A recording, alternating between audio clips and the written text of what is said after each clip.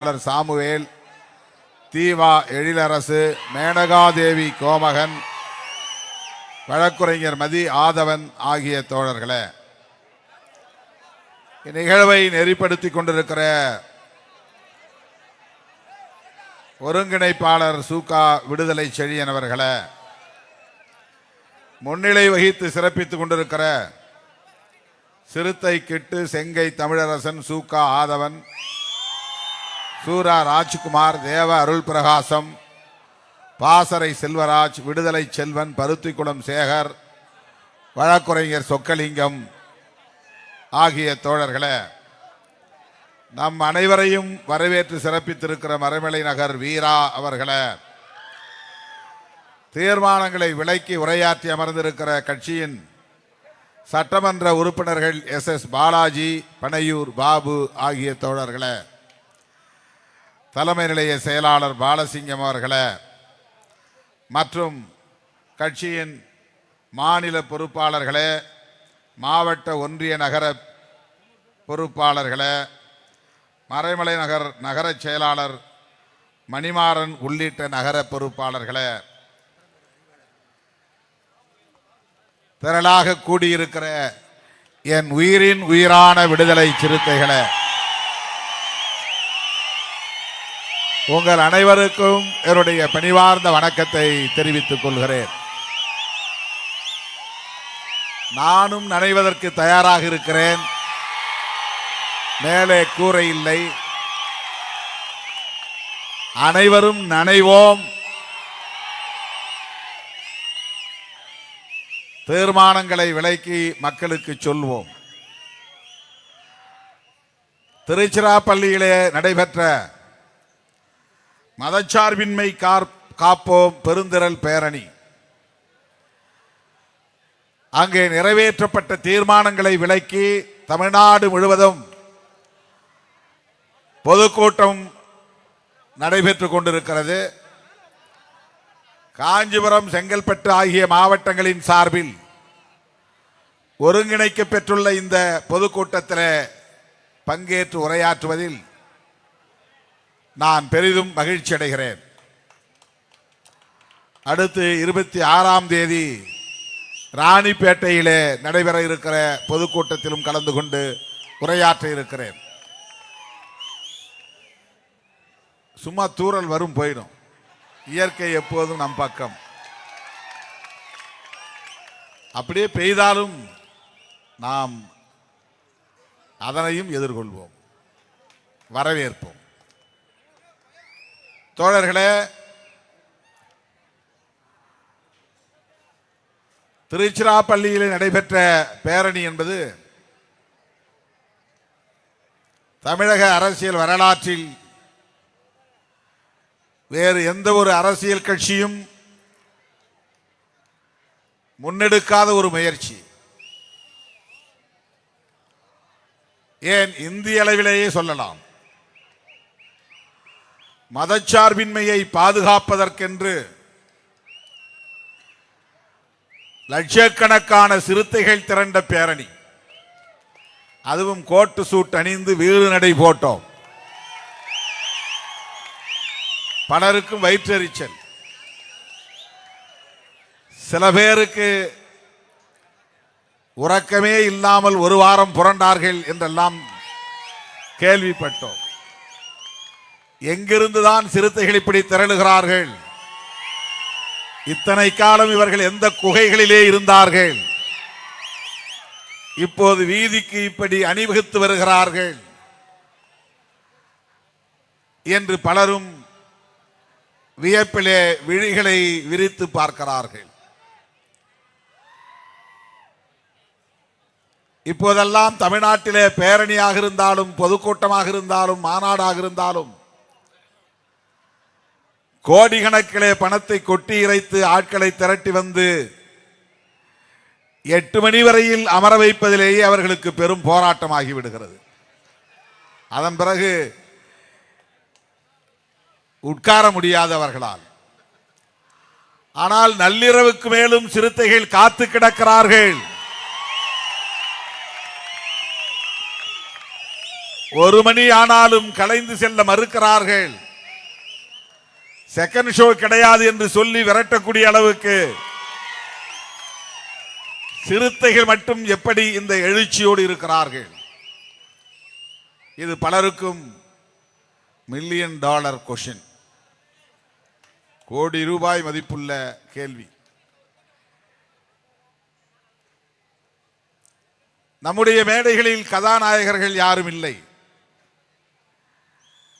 திரையுலகத்தை சார்ந்த முன்னாள் இந்நாள் இயக்குனர்கள் யாரும் இல்லை.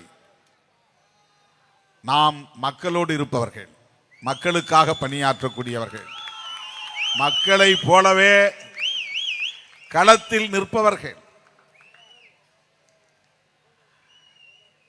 அவரவர் சொந்த பணத்தில் ஆங்காங்கே மாவட்ட பொறுப்பாளர்கள், மாநில பொறுப்பாளர்கள் பெருமுயற்சி எடுத்து மக்களை திரட்டி வந்தார்கள். அது எந்த மாநாடாக இருந்தாலும் பேரணியாக இருந்தாலும் இன்றைக்கு தமிழ்நாட்டிலே இப்படி தன்னியல்பாக திரளக்கூடிய பெரும் திரள் சிறுத்தைகளாகத்தான் இருக்கிறார்கள் என்பதை யாராலும் மறுக்க முடியாது. நமக்கு எந்த பின்புலமும் கிடையாது. ஊடகங்கள் நமக்கு ஆதரவாக நம் நிகழ்வுகளுக்கு முன்னும் எழுத மாட்டார்கள், பின்னும் எழுத மாட்டார்கள். எத்தனை லட்சம் பேர் திரண்டாலும் நமக்கு 3 காலம் ஒதுக்குவார்கள், அவ்வளவுதான். சில பத்திரிகைகளில் ஒரு காலம் மட்டும்தான், ஒரே ஒரு பத்தி மட்டும்தான் ஒதுக்குவார்கள். நான் தவறி ஏதேனும் பேசிவிட்டால் அதை எடுத்து பூதாகரப்படுத்துவார்கள். திருமாவளவன் தொண்டர்களை பார்த்து பல்லை கடித்தார், நரநரவென்று கடித்தார், ஆவேசமாக சத்தம் போட்டார்.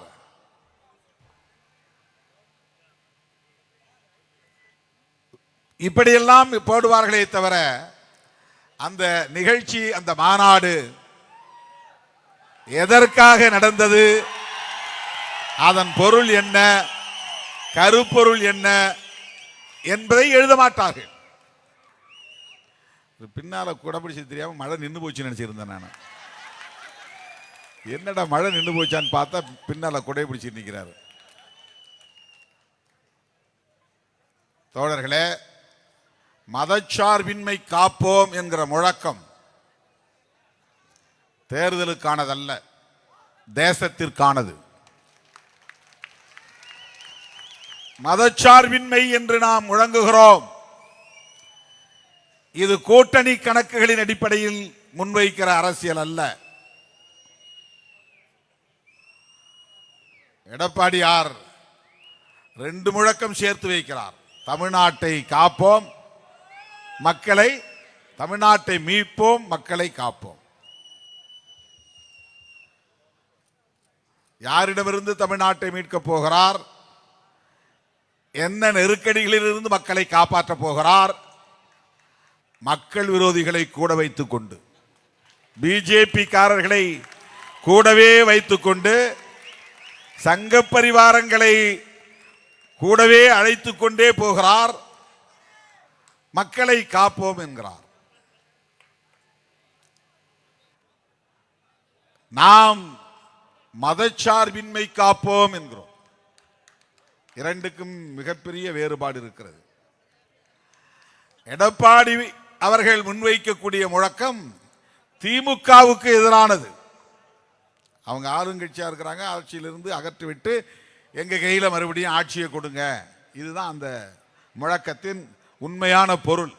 அதுக்கு பொழிப்புரை எழுதணும்னா என்னன்னா, திமுகவை ஆட்சி கட்டிலிருந்து இறக்குங்க, மறுபடியும் என்னை முதலமைச்சராக்குங்க. அதுதான் அந்த 2 முழக்கங்களுக்கான பொழிப்புரை, விளக்க உரை. நாம் வைக்கிற இந்த கோரிக்கை அல்லது இந்த அறைகூவல், இது கோரிக்கை அல்ல, அறைகூவல். அறைகூவல் என்றால் அனைத்து தரப்பு ஜனநாயக சக்திகளுக்கும் நாம் விடுக்கிற அழைப்பு. மதச்சார்பின்மை காப்போம். மிகவும் நுட்பமான ஒரு அரசியல் இது. நம்மையெல்லாம் மனிதர்களாய் தலைநிமிர வைத்த நம்முடைய மகத்தான தலைவர் புரட்சியாளர் அம்பேத்கர் அவர்கள் வகுத்தளித்திருக்கிற அரசமைப்பு சட்டத்தின் உயிர் மூச்சு கோட்பாடு மதச்சார்பின்மை. மிக ஆழமான அரசியல் இது. அரசியல் புரிதல் உள்ளவர்களால் தான் இதன் முக்கியத்துவத்தை புரிந்து கொள்ள முடியும். கோட்பாட்டு புரிதல் உள்ளவர்களால் மட்டும்தான் சிறுத்தைகளின் நகர்வுகளை புரிந்து கொள்ள முடியும். சில பேர் கேட்கிறார்கள், நீங்க என்ன எப்ப பார்த்தாலும் பிஜேபி எதிர்க்கிறீங்க, தமிழ்நாட்டில் தான் பிஜேபி ஒண்ணும் இல்லையே, ஏன் அப்புறம் பிஜேபி எதிர்ப்பு என்கிறார்கள். 2026 வரப்போவது சட்டமன்ற பொது தேர்தல் தானே, இது நாடாளுமன்ற பொது தேர்தல் இல்லையே, அப்படி என்றால் ஏன் நீங்கள் பிஜேபியை எதிர்க்கிறீர்கள்? இது ஒரு கேள்வி. தருக்கப்படி இது சரிதான், லாஜிக் படி இது நாடாளுமன்ற பொது தேர்தல் இல்லை, அதனால் பிஜேபியை எதிர்க்க வேண்டிய அவசியம் இல்லை, ஏன்னா அது தேசிய கட்சி. இப்படி கேள்வி எழுப்புகிறார்கள். இதில் தான் விடுதலை சிறுத்தைகள் பிறரிடமிருந்து வேறுபடுகிறது. சட்டமன்ற பொது தேர்தலையோ நாடாளுமன்ற பொது தேர்தலையோ மட்டுமே கணக்கு செய்து அந்த அடிப்படையில் களப்பணிகளை செய்யக்கூடியவர்கள் அல்ல விடுதலை சிறுத்தைகள். எங்களுக்கு தேர்தல் கணக்குகள் 2ஆம் பட்சம் 3ஆம் பட்சம் தான், அது எங்களுக்கு முதன்மையானதல்ல. நாங்கள் மதச்சார்பின்மை காப்போம் என்று பேசுவதும் பிஜேபியை எதிர்க்கிறோம் என்பதும் தேர்தலுக்காக அல்ல, அதை முதலிலே புரிந்து கொள்ள வேண்டும். அதை புரிந்து கொண்டாதான் இந்த கேள்வி நீ கேட்க மாட்டேன். இது பார்லிமெண்ட் எலெக்ஷன் இல்ல, இது அசம்பிளி எலெக்ஷன். இந்த கேள்வி ஏன் வருதுன்னா, நீ எப்பவும் எலெக்ஷன் ஓரியன்டாவே இருக்கிற. தேர்தல் கணக்குகளின் அடிப்படையில் தான் எல்லாம் காய் நகர்த்துவாங்க, பேசுவாங்க. கூட்டணி அடிப்படையில் தான் அறிக்கை வெளியிடுவாங்க. இது உன்னுடைய பார்வை, கடந்த கால பார்வை, மரபு சார்ந்த பார்வை. இப்படித்தான் அரசியல் கட்சிகள் இருக்கும் என்கிற அடிப்படையிலான பார்வை. அவற்றிலெல்லாம் இருந்து முற்றிலும் மாறுபட்ட பார்வை கொண்ட இயக்கம் விடுதலை சிறுத்தைகள் கட்சி. நாங்கள் அதை ஒரு அளவுகோலாக கொள்ளவில்லை.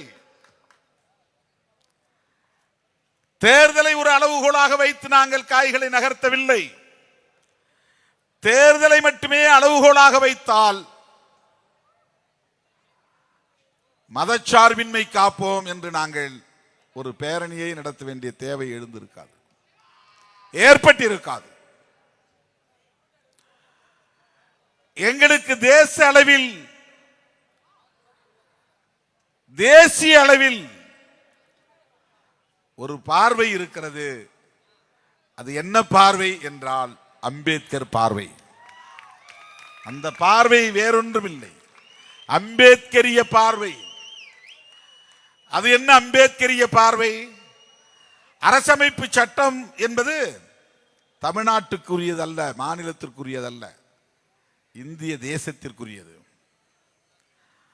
அரசமைப்பு சட்டம் ஒரு புதிய இந்தியாவை உருவாக்குவதற்காக புரட்சியாளர் அம்பேத்கர் அவர்களால் வடிவமைக்க பெற்றிருக்கிறது. அதை வெறும் சட்டமாக பலரும் பார்க்கிறார்கள், வழக்கமான சட்டமாக. அது வெறும் சட்டமாக இருந்திருந்தால் அதற்கு லா அல்லது ஆக்ட் அல்லது கோட் என்று பெயர் வைத்திருப்பார்கள்.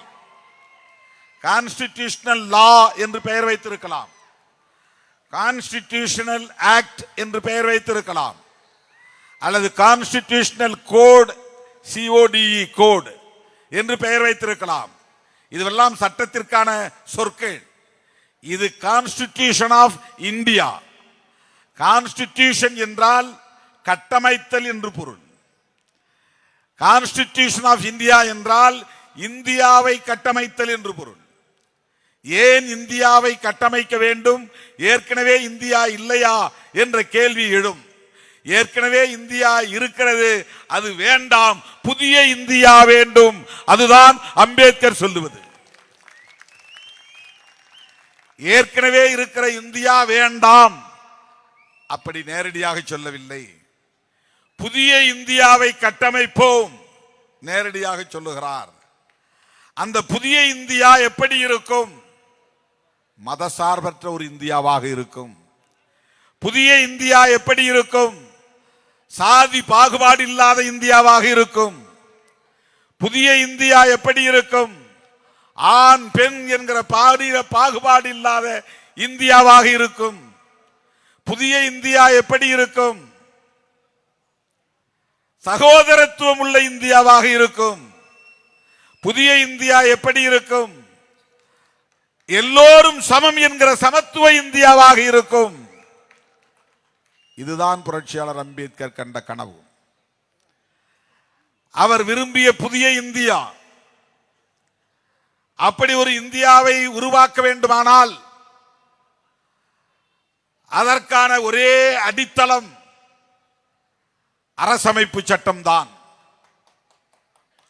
அந்த அரசமைப்பு சட்டம் என்ன சொல்லுகிறதோ அதன்படி அரசு உருவானால், அரசு செயல்பட்டால், அரசு இயங்கினால் புதிய இந்தியா உருவாகிவிடும். சமத்துவ இந்தியா உருவாகிவிடும். அங்கே சாதிய பாகுபாடுகள் இருக்காது. மதத்தின் பெயரால் பாகுபாடுகள் இருக்காது. பாலினத்தின் பெயரால் பாகுபாடுகள் இருக்காது. ஒடுக்குமுறைகள் இருக்காது. ஆதிக்கம் இருக்காது. சுரண்டல் இருக்காது. சகோதரத்துவம் மலரும். சமத்துவம் மலரும். அரசமைப்பு சட்டம் 100 விழுக்காடு நடைமுறைப்படுத்தப்பட்டால் அந்த அரசமைப்பு சட்டத்தில் என்ன இருக்கிறது என்பதை சொல்லுவதுதான் அரசமைப்பு சட்டத்தின் முகப்புரை.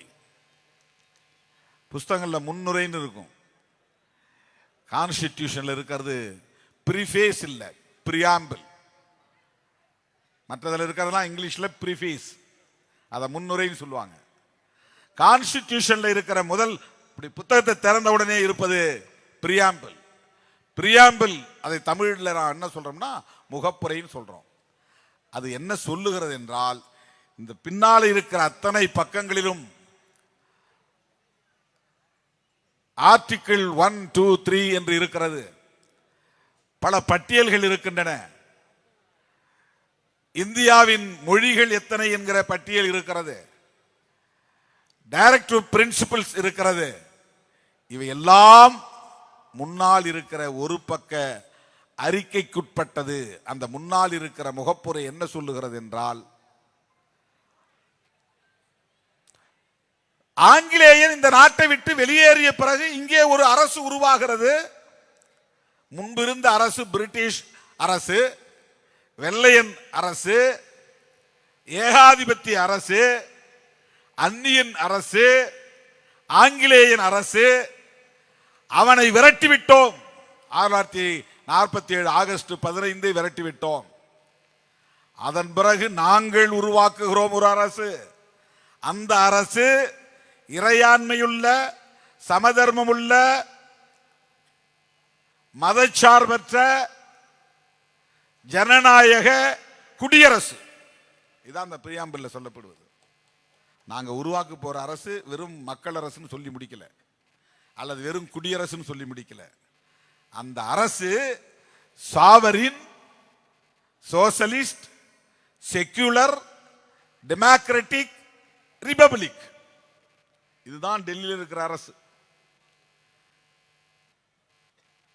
ரிபப்ளிக் அப்படின்னு ஒரு வரியில சொல்லிட்டு போயிருக்கலாம். ரிபப்ளிக்னா மறுபடியும் மக்கள்கிட்ட வந்துருச்சுன்னு அர்த்தம். பப்ளிக்னா பொதுமக்கள், ரீபப்ளிக்னா மறுபடியும் பொதுமக்கள்கிட்ட வந்துருச்சு.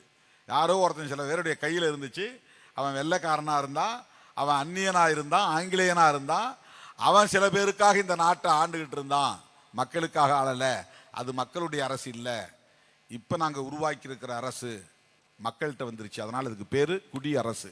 குடின்னா மக்கள், அரசுன்னா மக்களுடைய அரசு, குடிமக்கள் அரசு. ரீபப்ளிக், ரிபப்ளிக் அது எப்படிப்பட்டதாக இருக்கும்? ஜனநாயக குடியரசாக இருக்கும். அத்துடன் நின்று விடவில்லை. அது எப்படிப்பட்டதாக இருக்கும்? மதசார்பற்ற ஜனநாயக குடியரசாக இருக்கும். அத்துடன் நிறுத்திவிடவில்லை. அது எப்படிப்பட்டதாக இருக்கும்? சமதர்மம் உள்ள மதசார்பற்ற ஜனநாயக குடியரசு. அத்துடன் நின்றுவிடவில்லை. அது எப்படிப்பட்டதாக இருக்கும்? இறையாண்மையுள்ள சமதர்மம் உள்ள மதசார்பற்ற ஜனநாயக குடியரசு. இவ்வளவு பெரிய definition. What is union government? இந்தியாவின் ஒன்றிய அரசுனா என்ன அப்படிங்கிறது இவ்வளவு பெரிய டெபினிஷன். இதுல 5 வார்த்தைகள் இருக்கு. சாவரின் அப்படின்னா இறையாண்மை இல்லை அப்படின்னா என்ன அர்த்தம்னா, இறையாண்மை இல்லைன்னா என்ன அர்த்தம்னா, நாங்கள் எங்களை நாங்களே ஆண்டு கொள்வோம், வேறு எவனையும் நாங்கள் டிபெண்ட் பண்ணி இருக்க மாட்டோம். இன்னொரு நாட்டையோ இன்னொரு அரசாங்கத்தையோ ஏகாதிபத்தியத்தையோ யாரையும் நாங்கள் சார்ந்திருக்க மாட்டோம். அவன் சட்டம் எங்களை ஆளாது, நாங்களே எங்களை ஆண்டு கொள்வதற்கான ஆளுமை உள்ளவர்களாக இருக்கிறோம். ஆண்மைன்னா ஆளுமை என்று பொருள். இறையாண்மை என்றால் அரசாளுமை அப்படின்னு பொருள். இறைன்னா அரசு, இறைவன் அப்படின்னா அரசன் பொருள். இறைவன்னா கடவுள் நாம நினைக்கிறோம். உண்மையிலே தமிழ் பொருள் என்னன்னா, இறைவன் அப்படின்னா அரசன், இறை அப்படின்னா அரசு, இறையாண்மை. அதுல இறை கூட்டல் ஆண்மைன்னு பிரிச்சா, ஆண்மைன்னா ஆண்களுக்குரிய தன்மைன்னு பொருள் இல்லை, ஆளுமை என்று பொருள். இறையாண்மையுள்ள என்றால் நாங்களே எங்களை ஆண்டு கொள்வதற்கான ஆளுமையை பெற்றவர்களாக இருக்கிறோம்.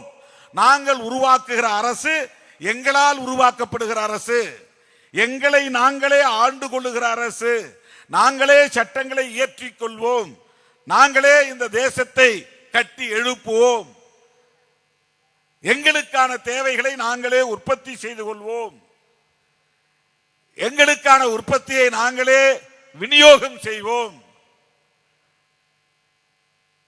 இதுதான் சாவரின் இறையாண்மை. இந்த 5 வார்த்தைகள்ல பிஜேபி காரனுக்கும் ஆர்எஸ்எஸ் காரனுக்கும் 2 பேரும் வேறு வேறு ஆள் இல்லை, ஒரு ஆள் தான், ஆனா வேறு வேறு இயக்கம். பிஜேபிங்கிறது அரசியல் இயக்கம், ஆர்எஸ்எஸ் என்பது பிஜேபியை பெற்ற தாய் இயக்கம். அது ஒரு மத அடிப்படையிலான, ஒரு கலாச்சார அடிப்படையிலான, சமூக அடிப்படையிலான ஒரு இயக்கம்.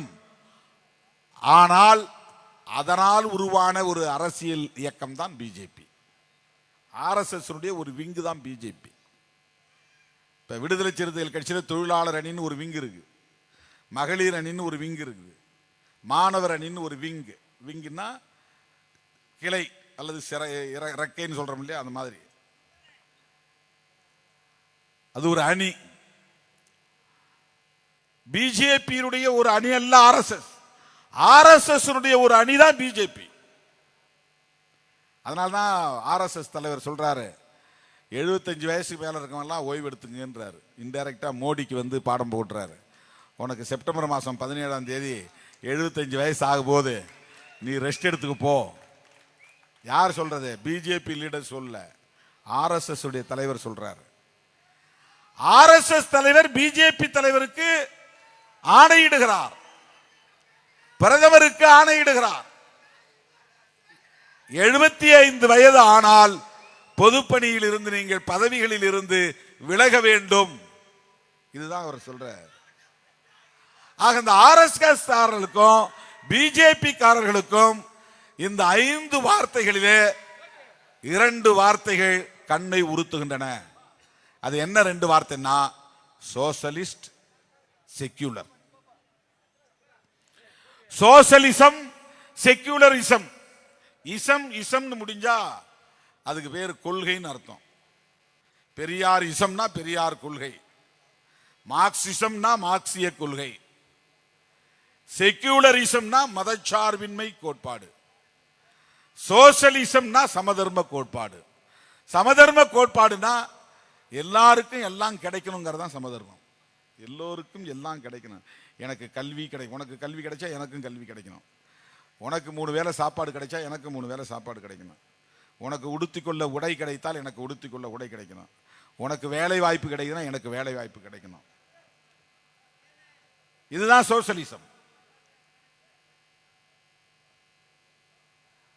அது அவனுக்கு பிடிக்கல. யாருக்கு? ஆர்எஸ்எஸ் காரன். இன்னொரு ஆள் யாரு? பிஜேபி. சுப்பிரமணிய சாமின்னு ஒரு தலைவர் இருக்கார், உங்களுக்கு தெரியும். அவர் உச்ச நீதிமன்றத்திலே வழக்கு தொடுத்திருக்கிறார். இந்த கான்ஸ்டிடியூஷன்ல பிரியாம்பிள்ங்கிறதுல 2 வார்த்தை இருக்கு, இந்த 2 வார்த்தையை நீக்கணும். இன்னைக்கு ஆர்எஸ்எஸ் காரனுடைய கவலையே அதுதான், கோபமே அதுதான், அவருடைய ஆத்திரமே அதுதான். இந்த அரசமைப்பு சட்டம் செக்யூலர் என்று பேசுகிறது, அவனால் அது பொறுத்துக்கவே முடியல. அம்பேத்கர் சட்டத்தை எழுதும்போது ரொம்ப சூதானமா, தென் மாவட்டங்களில் சூதானம்பாங்க, ரொம்ப எச்சரிக்கையா, ரொம்ப கவனமா,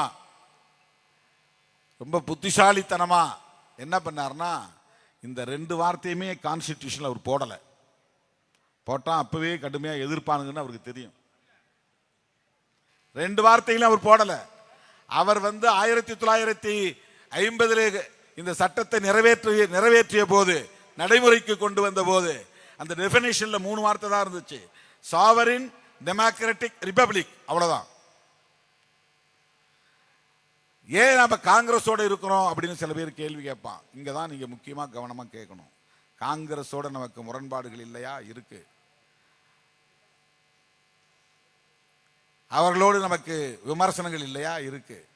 ஆனா ஏன் காங்கிரஸோட நிக்கிறோம்னா, ரொம்ப முக்கியமான புள்ளி அது என்னன்னா, இந்திரா காந்தி அம்மையார் மிசா சட்டத்தை கொண்டு வந்த போது 1976 ஜெயபிரகாஷ் நாராயணன் போன்ற தலைவர்களை எல்லாம் வேட்டையாடினார்.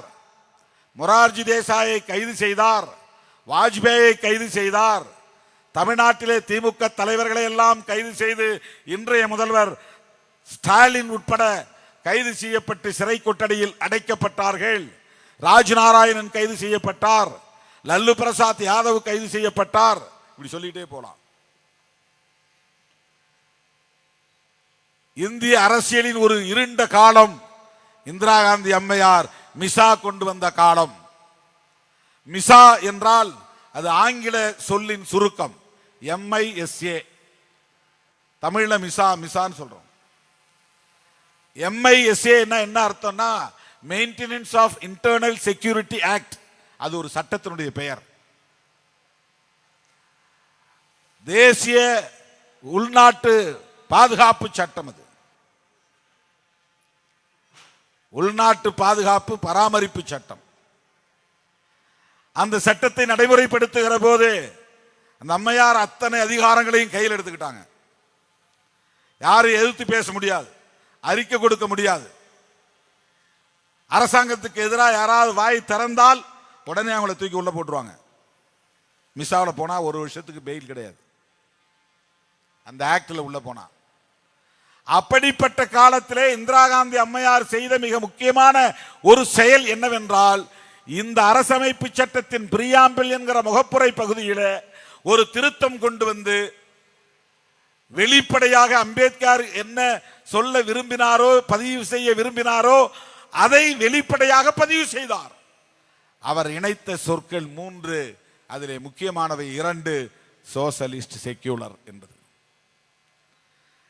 அந்த அம்மையாருக்கு தெரியும், எதிர்காலத்திலே சங்கிகள் வருவார்கள், ஒருவேளை வலிமை பெற்றாலும் வருவார்கள், ஆட்சிக்கு வந்தாலும் வருவார்கள். அப்படி வருகிற போது இந்த அரசமைப்பு சட்டத்தை தூக்கி எறிந்து விடவும் வாய்ப்பு இருக்கிறது. மிக இலகுவாக அவர்கள் இந்த அரசாங்கத்திற்கு ஒரு மதத்தை அறிவிக்க வாய்ப்பு இருக்கிறது. இதை தடுக்க வேண்டும் என்று விரும்பியவர் இந்திரா காந்தி அம்மையார். இந்திரா காந்தி அம்மையார் ஜவஹர்லால் நேரு அவர்களின் மகள், காந்தி அடிகளின் மாணவி. புரட்சியாளர் அம்பேத்கரை தலைவராக ஏற்றுக்கொண்டவர் இல்லை. ஆனால் புரட்சியாளர் அம்பேத்கர் அவர்களால் எழுதப்பெற்ற அரசமைப்பு சட்டத்தின் முகப்புரையிலே இருக்கிற முக்கியமான கோட்பாட்டில் அடிப்படை கூறுகளாக இருக்கின்ற அந்த சொற்களை எல்லாம் வலுப்பெறச் செய்ய வேண்டும் என்பதிலே ஆர்வம் காட்டினார்.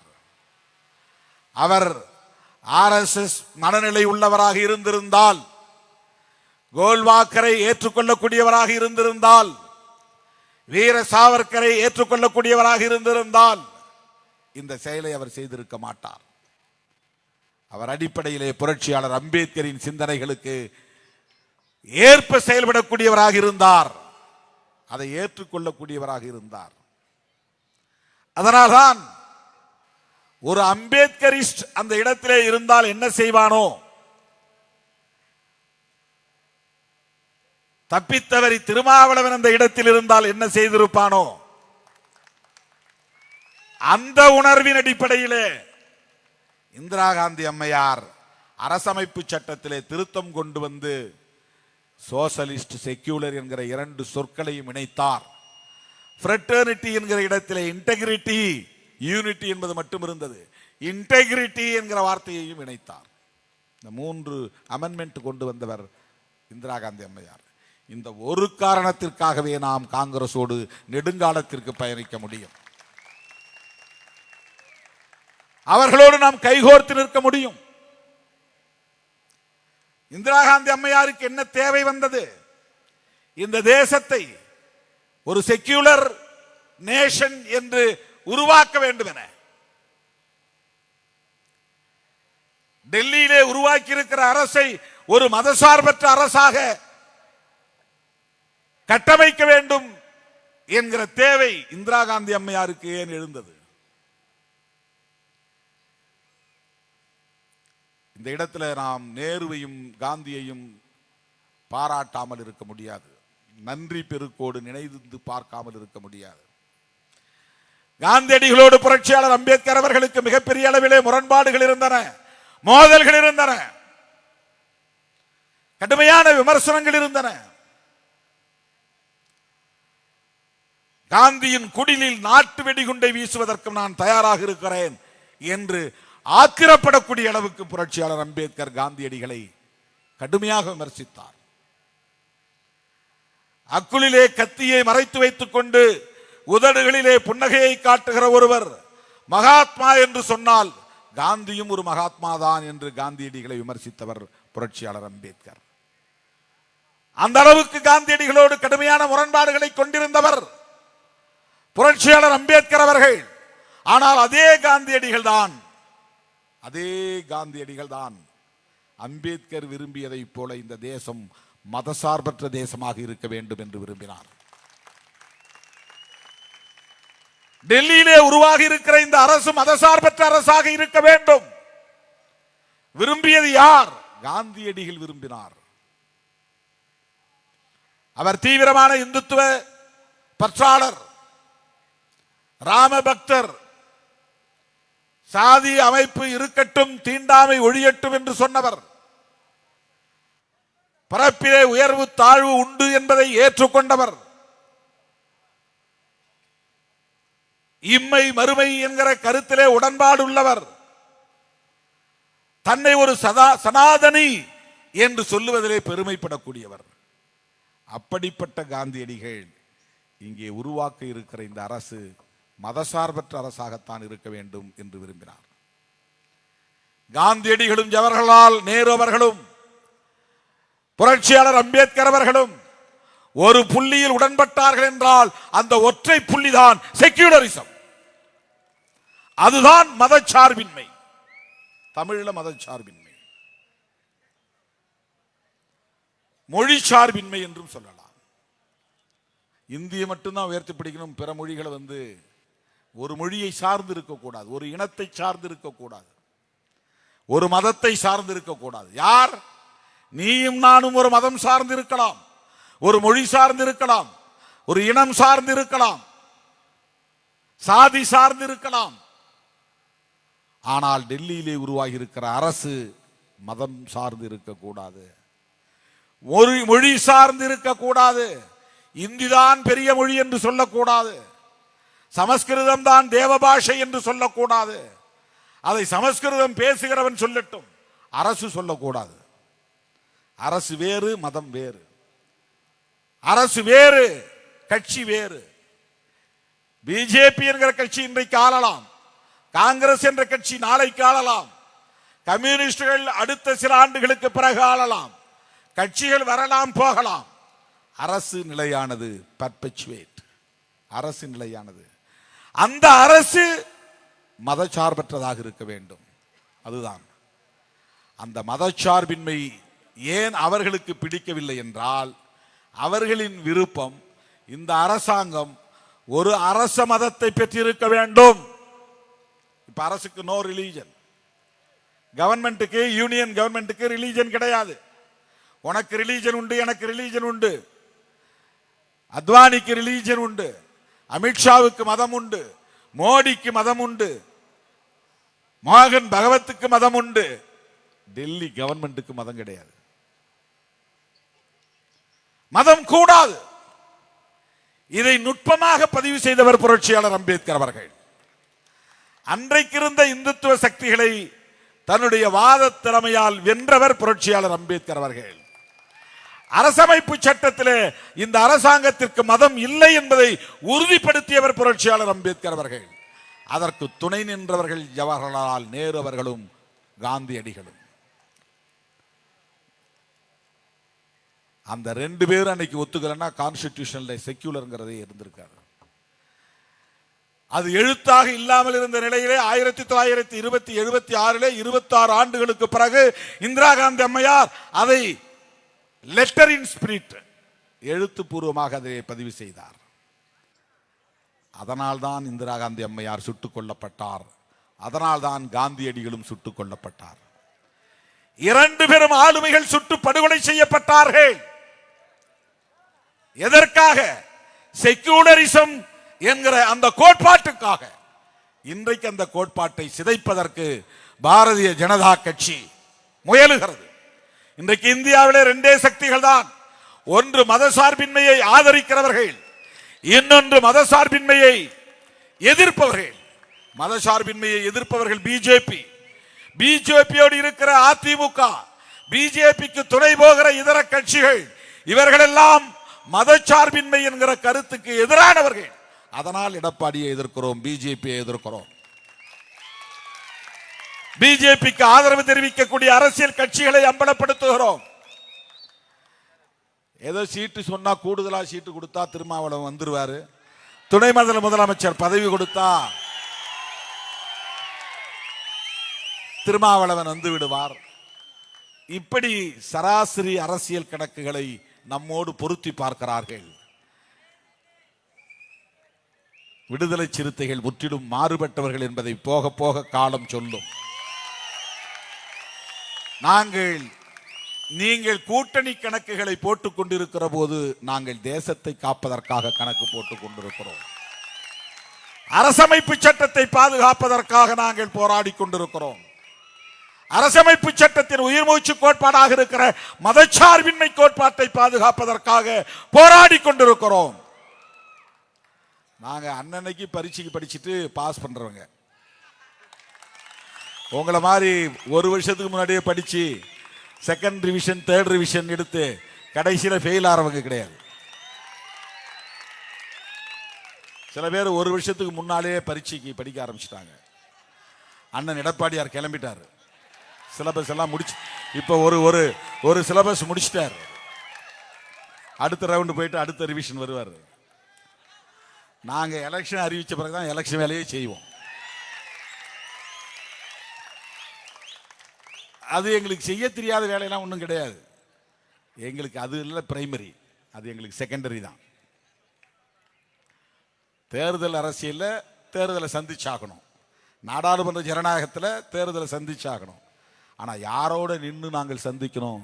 மதச்சார்பின்மை கருத்தை ஆதரிக்கிற கட்சி திமுக, மதச்சார்பின்மை கருத்தை ஆதரிக்கிற கட்சி காங்கிரஸ், மதச்சார்பின்மை கோட்பாட்டை ஆதரிக்கிற கட்சிகள் இடதுசாரி கட்சிகள். மதச்சார்பின்மை கோட்பாட்டை பாதுகாக்க வேண்டும் என்கிற அணி ஒரு புறம், மதச்சார்பின்மையை சிதைப்போம் என்கிற அணி ஒரு புறம். இந்தியாவில் இரண்டே அரசியல் பிரிவுகள் தான். ஒன்று செக்யூலர் போர்சஸ், இன்னொன்று நான் செக்யூலர் அல்லது anti secular forces. Anti secular forces, anti secular யார் என்றால் பிஜேபி, ஆர்எஸ்எஸ், ஏடிஎம்கே அன்கோ, அவங்க கூட யார் யாரெல்லாம் இருக்கிறாங்களோ அவங்க. சில பேர் இன்னும் முடிவே எடுக்காம இருக்கிறாங்க. நாம ஏற்கனவே முடிவு எடுத்துட்டோம், 6-7 வருஷத்துக்கு முன்னாடியே முடிவு எடுத்துட்டோம். இன்னும் ஏன் சில பேர் முடிவு எடுக்கலன்னா, கடைசி நேரத்தில் லாப நட்ட கணக்கு பார்த்து லாபம் நட்டம் லாபம் நட்டம் லாபம் அந்த பக்கம் போயிடுவாங்க. இந்த படி மேஸ்திரிங்க வீடு கட்டும்போது படி கட்டுவாங்க. லாபம் நஷ்டம் கால் வச்சுக்கிட்டே போவாங்க. கடைசியில் லாபம்னு முடிக்கிற மாதிரி படியை முடிப்பாங்க. எங்களுக்கு நஷ்டமோ லாபமோ அது பிரச்சனை இல்லை. கொள்கை தான் முக்கியம், மதச்சார்பின்மை தான் முக்கியம். பிஜேபி இந்த மண்ணில் வலுப்பெற்றுவிடக் கூடாது, மேலும் மேலும் வலுப்பெற்றுவிடக் கூடாது, தமிழ்நாட்டில் காலூன்றிவிடக் கூடாது. அவர்கள் மிகவும் ஆபத்தானவர்கள். மக்களை சாதியின் பெயரால் மதத்தின் பெயரால் பிளவுபடுத்தக்கூடிய தீய சக்திகள். அந்த ஆளு என்ன பார்த்து தீய சக்திங்கிறாரு. உலகமே சொல்லு யார் தீய சக்தின்னு. உங்களுக்கு தெரியுமில்ல யாருன்னு அவரு?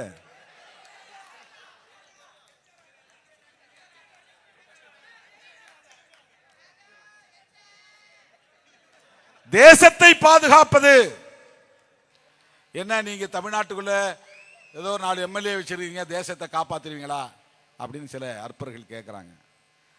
ஐடியாலஜிக்கலாக நாங்கள் நிற்கிறோம் பாருங்க, அதுவே எங்களுடைய பெரிய பங்களிப்பு.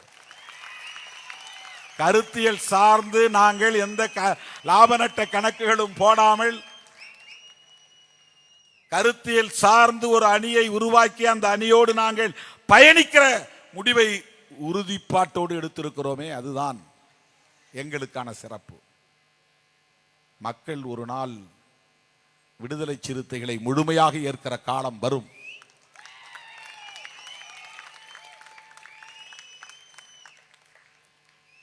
ஆட்சி அதிகாரத்தை கைகளில் கொடுக்கிற காலம் வரும். அது ஒரு அங்கீகாரம், அவ்வளவுதான். அதுவே எங்கள் இறுதி இலக்கு அல்ல. பிஜேபி ஆர்எஸ்எஸ் தமிழ்நாட்டிலே வலுப்பெற்றுவிட்டால் முஸ்லிம்களுக்கு எதிரான வெறுப்பு அரசியலையும் கிறிஸ்தவர்களுக்கு எதிரான வெறுப்பு அரசியலையும் இன்னும் தீவிரப்படுத்துவார்கள், கூர்மைப்படுத்துவார்கள், ஆழப்படுத்துவார்கள், வலிமைப்படுத்துவார்கள். இந்து முஸ்லீம் கலவரத்தை தூண்டுவார்கள், வன்முறைகளை தூண்டுவார்கள். எலெக்ஷன் நேரத்தில் என்னென்ன பண்ண போறாங்கன்னு தெரியல, பண்ணுவாங்க. அதுதான் அவங்க எல்லா மாநிலங்கள்லையும் அப்படி பண்ணிக்கிட்டு இருக்கிறாங்க. மதம் சார்ந்த வன்முறைகளை தூண்டுவது. விடுதலை சிறுத்தைகளை எங்க அணிக்கு வாங்கன்னு அவங்க கூப்பிடுறது எதுக்குன்னா, நம்ம மேல இருக்கிற கரிசனம் கிடையாது, திமுக கூட்டணியை உடைக்கணுங்கிறதா அவங்க நோக்கம். அது எடப்பாடியார் அவர்களுக்கு கொடுக்கப்பட்டிருக்கிற அஜெண்டா. நீ இப்படிதான் பேசணும், எப்படியாவது திருமாவளவனை பிடிச்சி வெளியே கொண்டு வா, துணை முதலமைச்சர் தரேன்னு சொல்லு, கூடுதலா சீட்டு தரேன்னு சொல்லு, இன்னும் கொஞ்சம் ஆசையை காட்டு, அவன் மயங்குற அளவுக்கு ஆசையை காட்டு. அவன் வெளியே வந்தா ஒன்னொன்னா பிடிங்கிடலாம், செங்கல்ல உருவிடலாம், கூட்டணியை உடைச்சிடலாம். இது யாரோ வெளியில இருந்து ஏற்பாடு செய்து அண்ணன் எடப்பாடி அவர்களுக்கு சொல்லி தந்து இப்படி சொல்லுங்க. உண்மையிலேயே அவர் ஆட்சியை அமைக்கணும், திமுக ஆட்சி வேண்டாம், அண்ணா திமுக ஆட்சி, அது அம்மா ஆட்சின்னு சொன்னாலும் சரி, எம்ஜிஆர் ஆட்சின்னு சொன்னாலும் சரி, அந்த ஆட்சி தான் நாங்கள் அமைக்க போறோம் அப்படின்னு சொல்லியிருந்தால் எந்த சூழலிலும் பிஜேபியோடு நாங்கள் சேரமாட்டோம் என்கிற நிலைப்பாட்டில் உறுதியாக இருந்திருக்க வேண்டும். 2021 சட்டமன்ற பொதுத் தேர்தலிலே தோற்று போன அதிமுக முன்னணி தலைவர்கள் எல்லாம் என்ன சொன்னார்கள்? பிஜேபியோட சேர்ந்ததால் தான் நாங்கள் தோத்து போனோம் சொன்னாங்களா இல்லையா? முன்னாள் அமைச்சர் அண்ணன் ஜெயக்குமார் சொன்னாரா இல்லையா? இப்ப அவர் இல்லைன்னு சொன்னாலும் சொல்லுவார், நான் எப்ப சொன்னேன்னு சொன்னாலும் சொல்லுவார், நான் அப்படி சொல்லவே இல்லைன்னு சொன்னாலும் சொல்லுவார். ஆனா அவர் சொன்னது யூடியூப்ல கிடக்கு. அவர் சொன்னார், நான் இங்க தனிக்காட்டு ராஜா மாதிரி இருந்தேன், ராயபுரம் தொகுதியில் முடிசூடா மன்னனா இருந்தேன். கரெக்டா சொல்றான் பாருங்க பசங்க, எந்த அளவுக்கு அரசியல் நுட்பமா கவனித்துக் கொண்டிருக்கிறார்கள் சிறுத்தைகள்.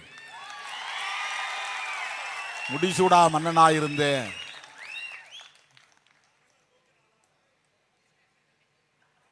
தோத்து போனதுக்கு காரணம் பிஜேபி தான் சொன்னாரா இல்லையா?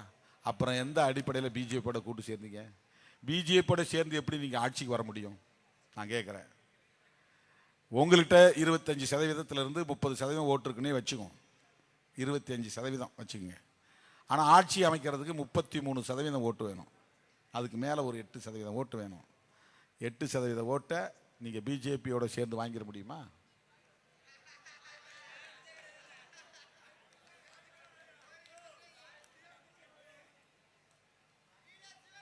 அவங்க ஏற்கனவே வாங்கின ஓட்டுங்கிறது உங்கள் ஓட்டு. உங்கள்கிட்ட இருந்த ஓட்டு அங்கே கரைஞ்சிக்கிட்டே இருக்குது. நீங்கள் நாடாளுமன்ற தேர்தலில் பிஜேபிக்கு யார் ஓட்டு போட்டாங்கன்னா, அதிமுகவில் இருந்தவங்களாம் அவங்க பிஜேபி பக்கம் ஈர்த்துட்டாங்க. அப்படிதான் போகும் ஓட்டு. நம்ம திமுகவுக்கு ஓட்டே போடக்கூடாதுன்னு வளர்க்கப்பட்டவர்கள் தான் ரெட்டலைக்கு ஓட்டு போட்டவங்க. திமுக வெறுப்பு, கருணாநிதி வெறுப்பு, அதுதான் ரெட்டை இலை ஓட்டு. இப்போ அந்த ஓட்டுக்காரங்க உதயசூரியனுக்கு போடுறதுக்கு தயங்குறாங்க. உதயசூரியனுக்கு போடலன்னா வேற யாருக்கு போடுறது? ரெட்டலையும் சரியில்லை, எடப்பாடி சரியில்லை, சரி போடு தாமரைன்னு போடுறான். திமுக எதிர்ப்பு வாக்குகள் சிதறுது. ஏடிஎம்கேவுக்கு போட முடியல. அப்போ உங்க வாக்குகள் மெல்ல மெல்ல சரிகிறது, பிஜேபி பக்கம் நகர்கிறது. உங்கள் வாக்குகள் தான் அது, அதிமுக வாக்குகள் தான். அந்த வாக்குகளை கட்டி காப்பாற்றிக் கொள்ளுங்கள் நான் சொல்றேன். நீங்க யார்? நாங்க இணக்கமா இல்லைன்னு சொல்ல நீங்க யார்? நான் ஜெயலலிதா அம்மாவுக்கு தம்பியா இருந்திருக்கிறேன் ஒரு காலத்தில். அவங்களே சொன்ன ஸ்டேட்மெண்ட், தம்பி திருமாவளவன் எங்கிருந்தாலும் வாழ்க சொன்னாங்களா இல்லையா?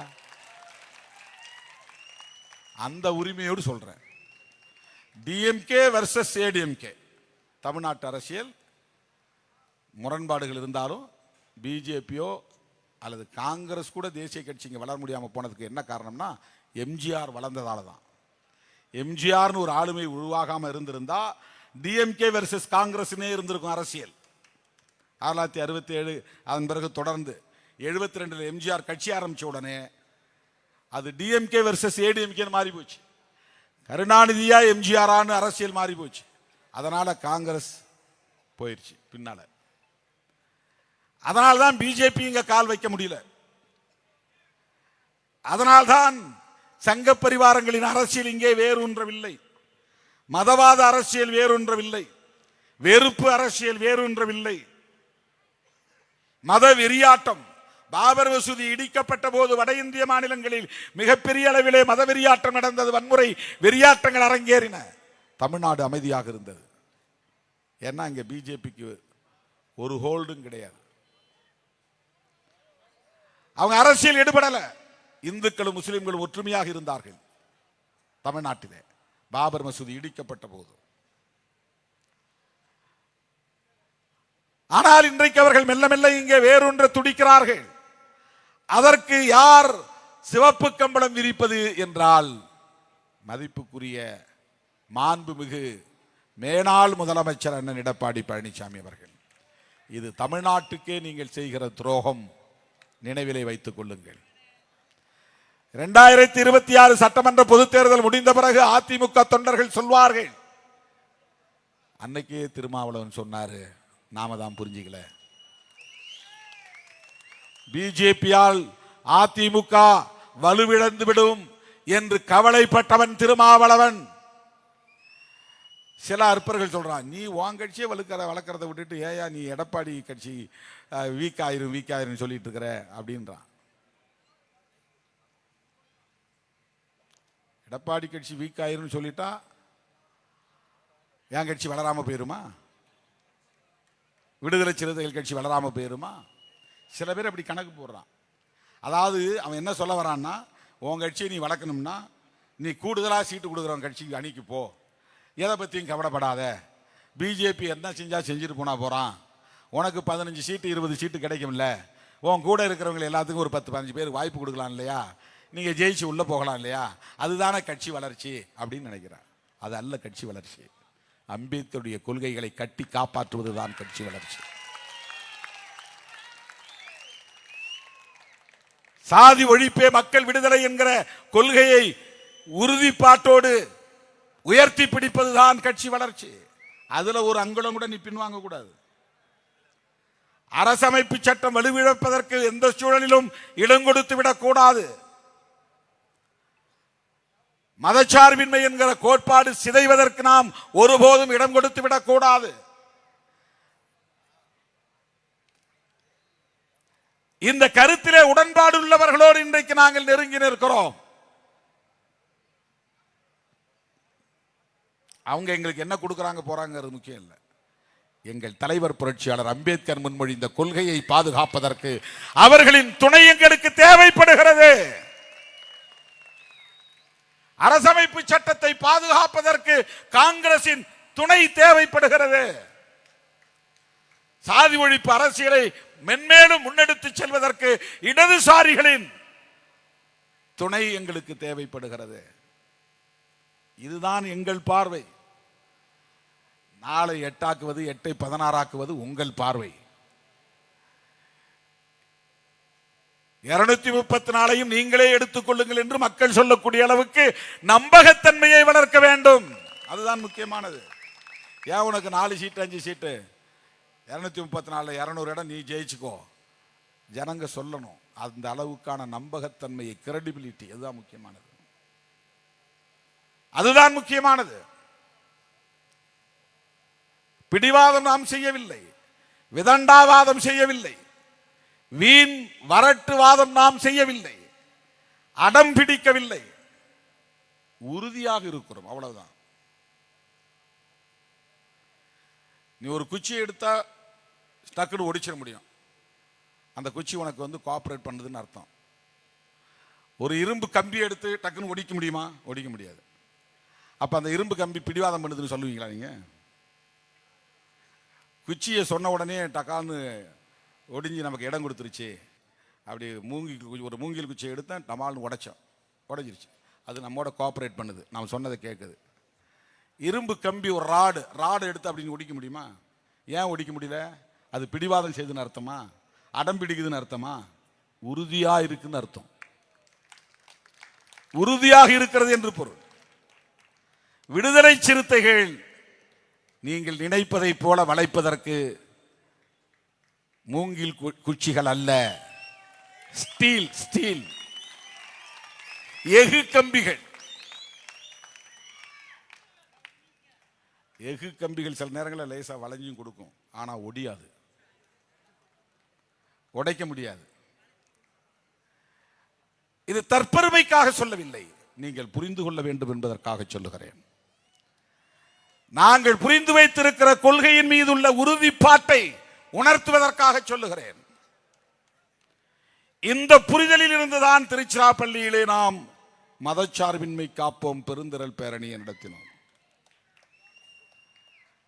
தமிழ்நாட்டில் இருக்கிற ஒரு பத்திரிகை கூட அதை பெரிய செய்தியா போடல. இத்தனை லட்சம் பேர் பங்கேற்றார்கள் என்று எழுதவில்லை. அது நமக்கு தெரிஞ்ச கதை தான். 30 வருஷமா நாம அதை பார்த்துக்கிட்டு தான் இருக்கிறோம். எவ்வளவு இருட்டடிப்புகள், அதையெல்லாம் தாண்டி இன்றைக்கு களத்திலே நாம் தாக்குப்பிடித்து நிற்கிறோம்.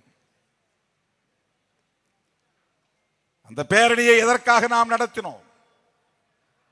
அந்த பேரணியில் 12 தீர்மானங்களை நிறைவேற்றினோம். இந்தியாவை மதசார்பற்ற நாடாக பாதுகாப்போம், அது ஒரு தீர்மானம். வக்ஃப் திருத்த சட்டத்தை திரும்ப பெற வேண்டும், அது ஒரு தீர்மானம். குடியுரிமை திருத்த சட்டத்தை திரும்ப பெற வேண்டும்.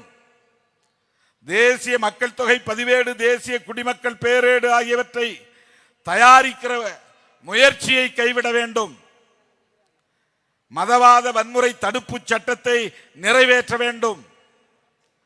கும்பல் கொலைகளை பயங்கரவாத குற்றமாக அறிவித்திட வேண்டும். ஜம்மு காஷ்மீரை மீண்டும் மாநிலமாக அறிவிக்க வேண்டும். மதம் மாறியவர்களுக்கான இடஒதுக்கீட்டு உரிமைகளை வழங்க வேண்டும். சமவாய்ப்பு ஆணையத்தை அமைத்திட வேண்டும். பீகார் மாநிலம் புத்தகயாவில் உள்ள மகாபோதி விகாரை பௌத்தர்களிடம் ஒப்படைக்க வேண்டும். வழிபாட்டு தலங்கள் சிறப்பு ஏற்பாடுகள் சட்டத்தை விளக்கக்கூடாது. பொது சிவில் சட்டத்தை கொண்டு வரும் முயற்சியை கைவிட வேண்டும். இது ஒரு நேஷனல் பார்ட்டிக்கு இருக்க வேண்டிய விஷன் விடுதலை சிறுத்தைகள் கட்சிக்கு இருக்கிறது. ஒரு தேசிய கட்சிக்கு இருக்க வேண்டிய பார்வை விடுதலை சிறுத்தைகள் கட்சிக்கு உள்ளது. காங்கிரஸ் போன்ற தேசிய கட்சிகள் நிறைவேற்ற வேண்டிய தீர்மானங்களை தமிழ்நாடு மாநிலத்தில் இயங்கிக் கொண்டிருக்கிற விடுதலை சிறுத்தைகள் கட்சி தீர்மானங்களை நிறைவேற்றி இருக்கிறது. இந்த 12 தீர்மானங்களும் ஒவ்வொன்றும் முத்து முத்தான தீர்மானங்கள். நீங்க வீட்டில் இருக்கும்போது உட்கார்ந்து படிக்கணும். 12 தீர்மானங்கள் என்ன அப்படின்னு கேட்டா டக்குன்னு சொல்லணும். 12ல் 4வது சொல்லணும், 5வது சொல்லணும், 6வது சொல்லணும். உடனே சொல்லுன்னா சொல்லணும். அவ்வளவு முக்கியத்துவம் வாய்ந்த தீர்மானங்கள் இது. சாதாரணமானதல்ல. இதையெல்லாம் நீங்கள் கற்றுக்கொள்வதன் மூலம்தான் அரசியல் படுத்தப்பட்டவர்களாக வளர முடியும். கொள்கை தெளிவுள்ளவர்களாக களத்திலே நிற்க முடியும். அரசியல் அறியாமையால் உழலுகிற அற்பர்கள் பரப்புகிற அவதூறுகளை எதிர்கொள்ள முடியும். சோசியல் மீடியா பக்கமே பார்க்காதீங்க. எலெக்ஷன் முடிகிற வரலாம் குழப்பத்தை உருவாக்குவதற்கு அவதூறுகளை பரப்புவார்கள். அது ஒண்ணுமே கிடையாது. சும்மா ஒரு 4 மூலையில் உட்காந்துட்டு 4 பேர் சேர்ந்து அவன் வாங்குற கூலிக்கு ஏற்ப வாய்ச்சவடால் அடித்துக் கொண்டிருப்பார்கள். சோசியல் மீடியாவில் வரக்கூடிய செய்திகள் எல்லாம் 100க்கு 100 உண்மையானவை என்று நாம் நம்பிவிடக்கூடாது. அதையெல்லாம் எப்ப எதிர்கொள்ள முடியும்னா இந்த தெளிவு இருந்தால் தான் எதிர்கொள்ள முடியும். இந்த 12 தீர்மானங்களை பற்றி உங்களுக்கு ஒரு புரிதல் இருக்க வேண்டும், தெளிவு இருக்க வேண்டும். இந்த மழை இல்லைன்னா ஒவ்வொரு தீர்மானத்தையும் நான் கிட்டத்தட்ட 10 நிமிஷங்கள் உங்களுக்கு விளக்கி சொல்லுவேன். கிட்டத்தட்ட 2 மணி நேரம் விளக்கி சொல்ல வேண்டிய தேவை இருக்கு. இந்த 12 தீர்மானங்களை. வக்ஃபு திருத்த சட்டத்தை திரும்ப பெற வேண்டும். வக்ஃபுன்னா என்ன, வக்ஃபு திருத்த சட்டம்னா என்னன்னு சொல்லணும். 10-15 நிமிஷத்துக்கு மேலாகும். இந்த தேசத்தை மதசார்பற்ற நாடாக பாதுகாக்க வேண்டும். இதுக்கு தனியே இந்த ஒரே ஒரு தீர்மானத்துக்கு ஒரு பொதுக்கூட்டம் நடத்தணும். இதுதான் ரொம்ப முக்கியமானது. ஏன்னா பிஜேபிக்கார இந்த தடவை சோலோ மெஜாரிட்டியில் தனிப்பெரும்பான்மை யாருடைய ஆதரவும் இல்லாத அளவுக்கு பெரிய மெஜாரிட்டியில் வந்திருந்தான்னா அடுத்த நாளே அவங்க என்ன பண்ணியிருப்பாங்கன்னா இந்த கான்ஸ்டிடியூஷன் செல்லாதுன்னு அறிவிச்சிருப்பாங்க. அவங்களுடைய முக்கியமான நோக்கமே அதுதான். இந்த கான்ஸ்டிடியூஷனில் இருக்கிற செக்யூலரிசத்தை நீக்கணும். ஹிந்து ரிலிஜன் தான் ஸ்டேட் ரிலிஜன் அறிவிக்கணும். இந்த தேசத்தின் பெயரை இந்தியா அல்லது பாரத்லாம் சொல்லக்கூடாது, ஹிந்து ராஷ்டிரா. இதுதான் அவன் அறிவிக்க விரும்புகிற பேர். Name change. நாம் ராமசாமிங்கிற பேரை தொல்காப்பியன்னு மாற்றணும். ராமசாமினாலே அதில் இந்து அடையாளம் வந்துடுது. ராமா, ராமர் அது வந்துடுது. தொல்காப்பியன் அதில் எந்த கடவுள் பேரும் கிடையாது. கடவுள் பேர் கிடையாது. நாம் அப்படி பேரை மாற்றுறோம். மதசார்பற்ற பெயர். அந்த பெயர்லேயே பாருங்க மதசார்பின்மை இருக்கு.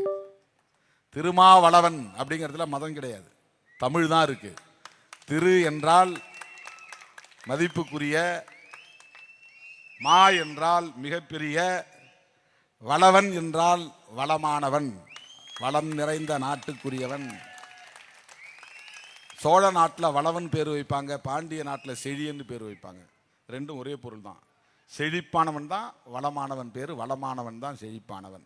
செழிப்பானவனுக்கு செழியன், வளமானவனுக்கு வளவன். இதில் கடவுள் பேர் எங்கே இருக்கா? சில பேர் திருமால் வளவம், அதுதான் கடவுள் பேர். திருமால்னா கடவுளாயிடுறாரு, அது மதம் சார்ந்த பெயர். திருமா வளவன் அப்படின்னா அது தமிழ் பெயர். அதில் பெயரிலும் கூட நாம் மதச்சார்பின்மையை கடைபிடிக்கிறோம். இது 2002 நாம் வச்ச பேர். அந்த காலத்திலிருந்து இந்த காலம் வரையிலும் நாம் ஏற்றுக்கொண்ட பாலிசி, பிரின்சிபல், எவ்வளவு கன்சிஸ்டண்டாக இருக்கிறோம், உறுதியாக இருக்கிறோம். எந்த ஊசலாட்டமும் கிடையாது, எந்த ஊசலாட்டமும் கிடையாது. அவன் மதம் அவனுக்கு, அவன் நம்பிக்கை அவனுக்கு. அப்புறம் ஏன் நீ கோயிலுக்கு போற, கும்பாபிஷேகத்தில் கலந்துக்கிறேன்னா என் சொந்த பந்தம் கோயிலை கட்டுறான் வான்னு கூப்பிடுறான். எனக்கு அவன் உணர்வு தான் முக்கியம், கடவுள் எனக்கு முக்கியம் இல்லை. தண்ணி ஊத்துங்கிறான், ஊத்துறேன், அவன் நம்புறான். அது ஊத்துனா அண்ணன் 100 ஆண்டு வாழ்வான்னு அவன் நம்புறான். அவன் நம்பிக்கையை நாம ஏன் கெடுக்கணும்? எங்க அம்மா வீட்டுக்கு வந்தா எனக்கு திருநீர் பூசுறாங்க. எங்க அம்மா நம்பிக்கை, அம்மா இதெல்லாம் வேண்டாமான்னு நான் சொன்னா அது போய் அவங்க ஏத்துக்கு போறது கிடையாது. அவங்க எனக்கு திருநீர் விட்டா தம்பி ஹெல்த்தியா இருப்பான், நல்லா இருப்பான், ஆரோக்கியமா இருப்பான் அப்படின்னு அவங்க நினைக்கிறாங்க. கடவுள் துணை இருப்பாரு அப்படின்னு நினைக்கிறாங்க. அந்த நம்பிக்கை அப்படியே இருந்துட்டு போகட்டும், அவ்வளவுதான். அப்படித்தான் நாம் முஸ்லிம்களுடைய உணர்வுகளை மதிக்கிறோம், இந்துக்களின் உணர்வுகளை மதிக்கிறோம், கிறிஸ்தவருடைய உணர்வுகளை மதிக்கிறோம், ஒவ்வொருவருடைய உணர்வுகளையும் நம்பிக்கையும் மதிக்கிறோம். அந்த மதிப்பதே மதச்சார்பின்மை தான். அது நாம் மதிக்கிறோம், அவ்வளவுதான். அரசாங்கம் மதம் சார்ந்து இருக்கக்கூடாது என்பதுதான் அரசமைப்பு சட்டத்தினுடைய அடிப்படை கோட்பாடு. அதுதான் புரட்சியாளர் அம்பேத்கர் முன்மொழிந்த உயரிய கோட்பாடு. அதுதான் இந்திய அரசியலின் மிக முக்கியமான முடிச்சு, நாட். அந்த எந்த முடிச்சு அவிழ்த்தா எல்லாம் கலகலன்னு கலைஞ்சு ஓடுமோ அந்த முடிச்சு தான் உயிர் மூச்சு முடிச்சு. அது எதுனா செக்யூலரிசம் தான். மதசார்பின்மையை ஆதரிக்கிறவர்கள் ஒருபுறம், மதச்சார்பின்மையை எதிர்ப்பவர்கள் ஒருபுறம். மதச்சார்பின்மையை எதிர்ப்பவர்கள் பிஜேபி, RSS, அதிமுக உள்ளிட்ட கட்சிகள். அந்த மதச்சார்பின்மையை ஆதரிப்பவர்கள் விடுதலை சிறுத்தைகள், திராவிட முன்னேற்ற கழகம், காங்கிரஸ் பேர் இயக்கம் உள்ளிட்ட கட்சிகள். இப்ப நாம இந்திய அரசியலை, தமிழ்நாட்டு அரசியலை இந்த புள்ளியிலிருந்து முன்னெடுத்து செல்ல வேண்டும், அதை கூர்மைப்படுத்த வேண்டும். எந்த பிரச்சனையை பேசினாலும் இதை கொண்டு வந்து பேச வேண்டும். இதுதான் முக்கியம். அரசமைப்பு சட்டத்தில் சொல்லப்பட்டிருக்கிற செக்யூலரிசம், அதை எப்படி பாதுகாக்க போறீங்க? மற்றதெல்லாம் இருக்கட்டும். உள்ளூர்ல அடிப்படை வசதி இல்லாம இருக்கலாம், குடிநீர் இல்லாம இருக்கலாம், பனைப்பட்டா இல்லாம இருக்கலாம். இதெல்லாம் கோரிக்கைகள், டிமாண்ட்ஸ். அது எப்ப வேணாலும் போராட்டம் நடத்தி பெற்றுக் கொள்ளலாம், மீட்டுக் கொள்ளலாம். ஆனால் ஒரு தேசத்தின் உயிர் மூச்சையே நசுக்க பார்க்கிறார்கள், தலையெழுத்தையே மாற்ற பார்க்கிறார்கள். தலையெழுத்துனா இந்த கபாலத்தில் எழுதுற எழுத்து இல்ல, தலையாய எழுத்து. தலையாய எழுத்து எதுன்னா constitution of India, primary law, primary டாக்டரின். அதுதான் தலையாய எழுத்து, தலையெழுத்து. அதையே அவன் சிதைக்க பார்க்கிறான், நீர்த்து போக செய்கிறான். அம்பேத்கருக்கு ஜெயந்தி கொண்டாடுவான், அம்பேத்கர் சிலையை தொட்டு வணங்குவான், பாபா சாஹேப் என்று சொல்லுவான், ஜெய் பீம் என்று சொல்லுவான். ஆனால் அரசமைப்பு சட்டத்தை சிதைக்கிற அனைத்து முயற்சிகளையும் மேற்கொள்வான். இதைத்தான் நாம் பார்க்க வேண்டும். இதிலே நமக்கு என்ன லாப நட்டம் என்று பார்க்க வேண்டிய அவசியம் இல்லை. இந்த 12 தீர்மானங்களையும் தனித்தனியே உங்களுக்கு விளக்கி சொல்ல எனக்கு விருப்பம் என்றாலும் கூட நேரம் இடம் தரவில்லை என்பதை பதிவு செய்து, இயக்கத்தின் முன்னணி தோழர்கள் ஒவ்வொருவரும் இந்த 12 தீர்மானங்களையும் மீண்டும் மீண்டும் படித்து பார்க்க வேண்டும், உங்களுக்குள் விவாதிக்க வேண்டும். அதில் உள்ள சந்தேகங்கள் இருந்தால் முன்னணி தோழர்களை கேட்டு தெளிவு பெற வேண்டும்.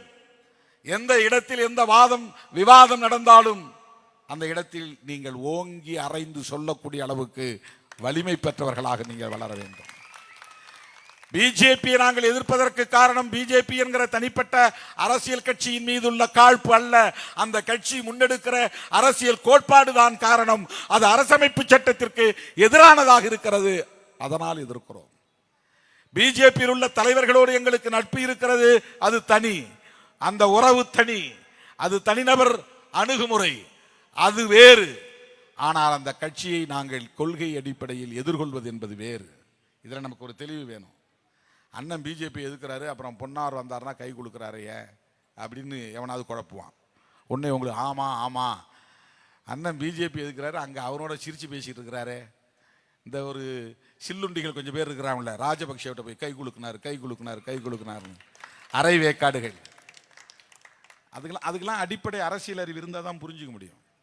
விடுதலை புலிகளும் சிங்களவர்களுமே கை குலுக்கி கொண்டார்கள் ஆயுதம் தாங்கிய யுத்தம் நடத்தும் போது. IPKF விரட்டும் போது பிரேமதாசாவும் விடுதலை புலிகளுமே சேர்ந்து கைகோர்த்து கொண்டு IPKF விரட்டினாங்க. இதையெல்லாம் புரிந்து கொள்வதற்கே கொஞ்சம் அரசியல் ஞானம் தேவை.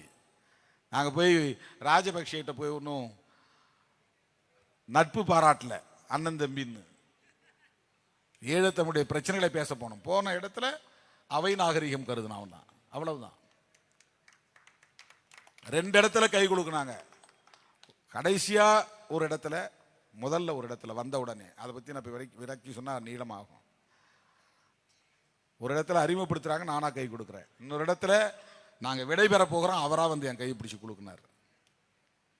திருமாவளவன் அந்த ஆபரேஷன் நடக்கிறப்ப கூட இருந்திருந்தாருன்னா அவங்க அண்ணனோட சேர்ந்து மேலே போயிருப்பாருன்னாரு.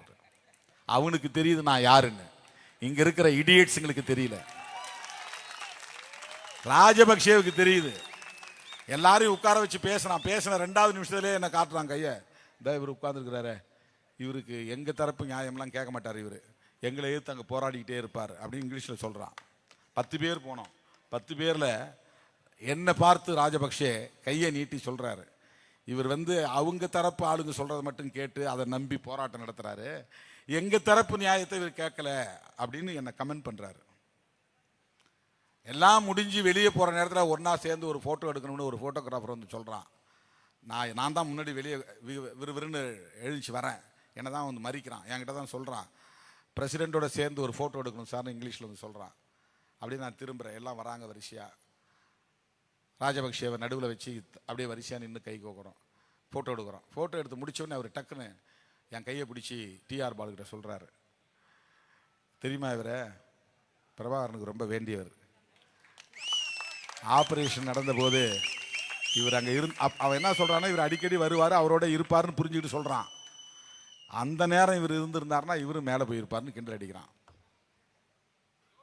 அது அந்த இடத்துல அவன் ஃபன்னியாக சொன்னாலும் கூட பிரபாகரனுக்கு மிகவும் நெருக்கமானவன் திருமாவளவன் என்பதை புரிந்து வைத்திருக்கிறான் ராஜபக்சே. பிரபாகரனால் அடையாளம் காணப்பட்டவன் திருமாவளவன் என்பது உலகமெங்கும் வாழுகிற தமிழர்களுக்கு தெரியும். இங்க இருக்கிறவன் சாதியா பார்த்தான் திருமாவளவனை, அண்ணன் பிரபாகரன் வந்து தலைவனாக பார்த்தார், தமிழனாக பார்த்தார். தமிழ்நாட்டில் இருக்கிறவெல்லாம் இன்னமும் நம்மளை வந்து இன்னும் சாதிக்காரன் தான் பார்க்குறானே தவிர அவருக்கு என்ன தெரியும், என்ன பேசுகிறாரு, என்ன பார்வை அவருக்கு இருக்குது, என்ன வலிமை இருக்குது, என்ன ஆளுமை இருக்குது, அதெல்லாம் யாரும் பார்க்கறது கிடையாது. அவர்கிட்ட கை குலுக்கினதை வந்து இங்கே இன்னமும் சில சில்லுண்டிகள் வந்து சோஷியல் மீடியாவில் விமர்சனம் பண்ணிட்டு உட்காந்துருக்கிறான். இவர் போனார், கையை குலுக்குனாரு, அதை இதை வாங்கிட்டு வந்தாருன்னு. அந்த மாதிரி பொன்னார் பார்க்குறேன், பொன்னாரை பார்த்து கை கொடுக்குறேன்னா பிஜேபி கருத்தோட ஒத்து போயிட்டேன்னு அர்த்தம் கிடையாது. அவர் ஒரு நான் ஒரு தனிநபர். அவர் என்னை விட வயதில் மூத்தவர், நான் அவருக்கு இளையவன். 2 தனிநபர்களுக்கு இடையிலான உறவு அன்பார்ந்த உறவாக இருக்க வேண்டும், அவ்வளவுதான். மதிப்புக்குரியதாக இருக்க வேண்டும். அதில் வந்து முரண்பாடு இருக்கக்கூடாது. அதில் இம்மெச்சூர்டா, அதாவது முதிர்ச்சி இல்லாமல் நடந்துக்கூடாது. அது வேற, இது வேற. ஒரு முதியவரை பார்த்தா, வயதில் மூத்தவரை பார்த்தா எழுந்து மரியாதை கொடுக்கணும், அவங்களுக்கு வணக்கம் சொல்லணும், அவங்களை கையை பிடிச்சி கொடுக்கணும் அப்படிங்கிறது அது ஒரு டிசிப்ளின், அது ஒரு ஒழுங்கு, அது ஒரு ஒழுங்கு. அதுக்காக அவங்க கருத்தோட நம்ம ஒத்து போவோமா? போகாது. உங்க கருத்து உங்களுக்கு, எங்க கருத்து எங்களுக்கு, அவ்வளவுதான். நீங்க பிஜேபி கொள்கையை உயர்வா கருதுறீங்க, நாங்க பிஜேபி கொள்கையை ஏத்துக்க முடியாதுங்கிறோம். ஏன்னா நீங்க சாதி ஒழிப்பை பத்தி பேசுறதுல நாங்க சாதி ஒழிப்பை பத்தி பேசுறோம். நீங்க சமத்துவத்தை பத்தி பேசுறதுல நாங்க சமத்துவத்தை பத்தி பேசுறோம். உங்களுக்கு சமூக நீதி முக்கியமானது இல்லை, எங்களுக்கு சமூக நீதி தான் முக்கியமானது. அதுதான் எங்களுக்கு ஒரே அடிப்படை கோட்பாடு. பிஜேபி சமூக நீதிக்கு பெரிய முக்கியத்துவம் தர மாட்டாங்க. இந்து ஒற்றுமை தான் பெருசா பேசுவாங்க, அவங்களுக்கு அது முக்கியமானது. எங்களுக்கு மக்கள் ஒற்றுமை தான் முக்கியமானது. தேசிய அளவில் ஜனநாயக சக்திகளின் ஒற்றுமை தான் முக்கியமானது. ஜனநாயக சக்திகளின் ஒற்றுமை. தமிழன்கிறதுக்காக சாதி வெறியனை தூக்கி பிடிச்சு கொண்டாட முடியாது. சாதி பெருமையை குடிப்பெருமைன்னு மாத்திக்கிறாங்க. இப்போ சாதி பெருமையை குடிப்பெருமைன்னு மாத்திக்கிட்டா சாதி ஒழிஞ்சு போச்சான். இப்ப புதுசா சில பேர் கிளம்பி இருக்கிறாங்க. அவர்கள்லாம் நம்மளை இன்னைக்கு விமர்சனம் பண்ணி கொண்டிருக்கிறார்கள். பெரியாரையே விமர்சனத்துக்கு உட்படுத்துகிறார்கள். பெரியாரையே என்று சொல்லுவதற்கு என்ன காரணம்னா, அவர் ஒரு உயர்குடியிலே, அதாவது பொருளாதாரத்தால் உயர்ந்த குடியிலே பிறந்தவர். பெரிய தனவந்தர். அவர் ஒடுக்கப்பட்ட சாதியை சார்ந்தவர் இல்லை. சாதியால் அவருக்கு எந்த இழிவும் இல்லை, எந்த வன்கொடுமையும் நிகழவில்லை. அவருடைய குடிசை கொளுத்தப்படவில்லை. ஏன்னா அவர் வீடு குடிசை கிடையாது. அவர் வீடு கொளுத்தப்படவில்லை. அவருடைய தெரு சூறையாடப்படவில்லை. அவர் எங்கும் கட்டி வைத்து அடிக்கப்படவில்லை, துன்புறுத்தப்படவில்லை. சாதியால் எந்த விதமான அவமானத்தையும் அவர் பெரிதாக சந்திக்கவில்லை. ஆனால் அவர் சாதி ஒழிப்புக்காக தம் வாழ்வை முழுமையாக ஒப்படைத்துக் கொண்டார். அம்பேத்கர் அவ்வளோ படித்தவர், இவர் ஒன்றுமே படிக்காதவர், எப்படி ஒப்புடுறீங்கிறாங்க. பாருங்க எவ்வளோ பெரிய சிந்தனையாளர்கள் பாருங்க. அப்படி பார்த்தா இயேசு பெருமானே ஒன்றும் படிக்காதவர், முகமது நபிகள் எதுவுமே படிக்காதவர், அவருக்கு எழுத படிக்கவே தெரியாது. படிப்பை வச்சு நீங்கள் ஒரு அளவுகோல் வச்சிட முடியுமா? பெருந்தலைவர் காமராஜர் 3ஆம் கிளாஸா 5ஆம் கிளாஸா தெரியாது. அவர் தேசிய தலைவராக உயர்ந்தார்.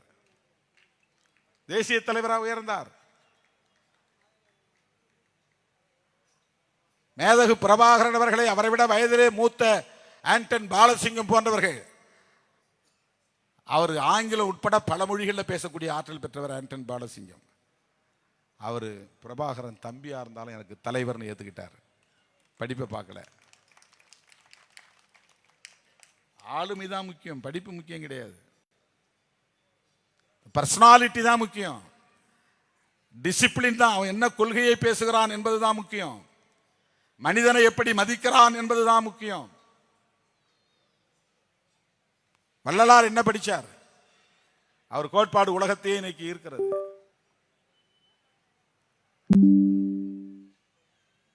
பெரியாரையும் அம்பேத்கரையும் இன்றைக்கு அப்படியெல்லாம் ஒப்பீடு செய்து அம்பேத்கர் வேண்டாம் என்று சொல்லுகிற அரசியல் இந்த மண்ணிலே நடக்கிறது. ஆபத்தான அரசியல், நினைவிலே வைத்துக் கொள்ளுங்கள். ரெட்டமலை சீனிவாசனே என்னுடைய தலைவர் அம்பேத்கர் என்று ஏற்றுக்கொண்டவர். 1891ஆம் ஆண்டு தமிழ்நாட்டிலே பறையர் மகாஜன சபை என்கிற இயக்கத்தை உருவாக்கியவர் ரெட்டமலை சீனிவாசன். பறையர் என்று அன்றைக்கு அவர் சொன்ன வார்த்தை என்பது தமிழ்நாட்டிலே இருக்கிற பறையர் என்கிற ஒற்றை சாதியை குறிக்கிற சொல் அல்ல, இந்தியா முழுவதும் இருக்கிற அன்டச்சபிள்ஸ் அனைவரையும் குறிக்கிற சொல். யாரெல்லாம் தீண்டப்படாதவரோ அவ்வளவு பேருக்கும் பறையன் தான் பேர். உனக்கு உள்ளூர்ல என்ன வேணாலும் சாதி பேர் இருக்கலாம், வேற வேற சாதி நீ கூப்பிடலாம். ஆனால் உலக அளவில் இன்டர்நேஷனல் டேர்ம் என்னன்னா பறையா அப்படின்னா அன்டச்சபிள் அப்படின்னு அர்த்தம். மகரா இருந்தாலும் அவனுக்கு பேர் பறையன் தான். அம்பேத்கர் மகருங்கிற சாதியில் பிறந்தவர். ஆனால் அவருக்கு உலக அளவில் இன்டர்நேஷனல் அளவில் அவருடைய அடையாளம் என்ன தெரியுமா? அவரும் ஒரு பறையன் தான் அர்த்தம். பறையன்கிற சொல் உலகளாவிய பொருளை கொண்ட சொல். ஆதிக்கத்தை எதிர்ப்பவனின் அடையாளம் அது. ஒடுக்குமுறைகளை எதிர்ப்பவனின் அடையாளம் அது. அதனால்தான் இங்கிலாந்து பிரதமர் ஜான் மேஜர் சொன்னான், ஈராக் அதிபர் சதாம் ஹுசேனை ஒரு சர்வதேச பறையனை போல் கட்டி வைத்து உதைப்போம்னா. சதாம் ஹுசேன் தமிழ்நாட்டை சேர்ந்த ஆளா? மறைமலை நகரில் பிறந்தவரா? அவர் ஒரு இஸ்லாமியர். ஆனால் ஜான் மேஜர் சொல்றான் இன்டர்நேஷனல் பறையா. யார? சதாம் ஹுசேன். சதாம் ஹுசேனுக்கு இன்டர்நேஷனல் பறையான்னு பேர் வைக்கிறான். பறையான்னா என்னன்னா வலதுசாரிகளை தீவிரமாக எதிர்ப்பவன் அர்த்தம். ஆதிக்கம் செலுத்துகிறவர்களை கடுமையாக எதிர்ப்பவன் அர்த்தம். அமெரிக்க ஏகாதிபத்தியத்தை எதிர்த்து நின்றான் சதாம் ஹுசேன். அதனால அவன் பறையன்ட்டான். எவன்லாம் எதிர்க்கிறானோ அவன்லாம் பறையன்னு அர்த்தம். அவன் பெரிய சக்தியா இருப்பான், இவன் ஒரு ஆளா இருப்பான், எதிர்த்து நிற்பான் மூர்க்கமா. அவன் ஒரு ஆளா இருந்து எதுக்குறான்னா அவன் பறையன்னு அர்த்தம். அதுல வரக்கூடிய விளைவுகளை பத்தி அவன் கவலைப்பட மாட்டான். அதுல என்ன நஷ்டம் ஏற்படுது கவலைப்பட மாட்டான். நெஞ்சு நிமிர்த்தி கேட்பான். அது பொது சொல்லது. ரெட்டமலை சீனிவாசன் 1891ஆம் ஆண்டு பறையர் மகாஜன சபையை உருவாக்கிய போது அம்பேத்கர் பிறக்கிறார். அவர் சிசுவா இந்த மண்ணில் பிறக்கிற போது ரெட்டமலை சீனிவாசன் தலைவராக இருக்கிறார் தமிழ்நாட்டில். அவர் பிற்காலத்தில் அம்பேத்கரின் தலைவர் என்று ஏற்றுக்கொள்கிறார். பர்சனாலிட்டி தான் காரணம் அதுக்கு.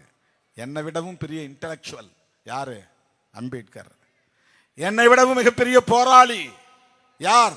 அம்பேத்கர். எனவே நான் அவரை தலைவராக ஏற்றுக்கொள்கிறேன்.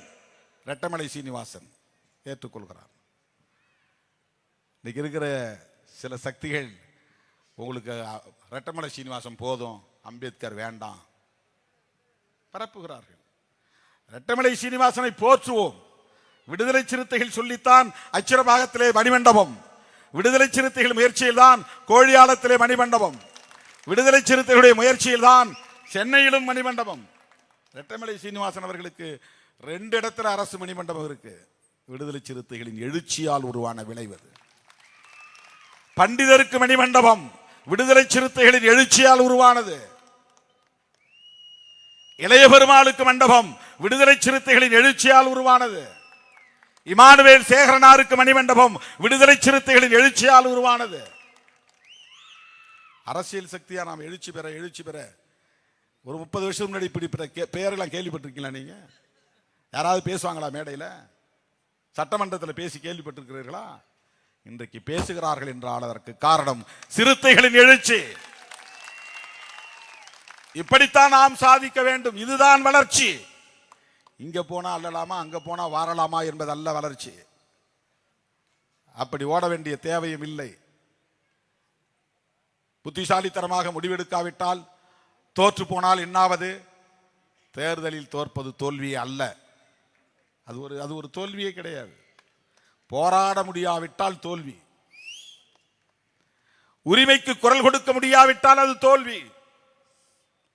புரட்சியாளர் அம்பேத்கரின் கொள்கைகளை உயர்த்தி பிடிக்காவிட்டால் அது தோல்வி. அரசமைப்பு சட்டத்தை பாதுகாப்பதற்கு ஒருங்கிணைய முடியாவிட்டால் அது தோல்வி. மதச்சார்பின்மையை காப்போம் என்று பேச முடியாவிட்டால் அது தோல்வி. எம்எல்ஏ எலெக்ஷனில் தோக்கிறது தோல்வியே கிடையாது. அடுத்து ஒரு எலெக்ஷன் வரப்போது அதில் நிற்போம். ஜெயிக்கிறோம், போறோம், அது பிரச்சனை இல்லை. தோக்கிறோம், அது பிரச்சனை கிடையாது. எனவே என் உயிரின் உயிரான விடுதலை சிறுத்தைகளே,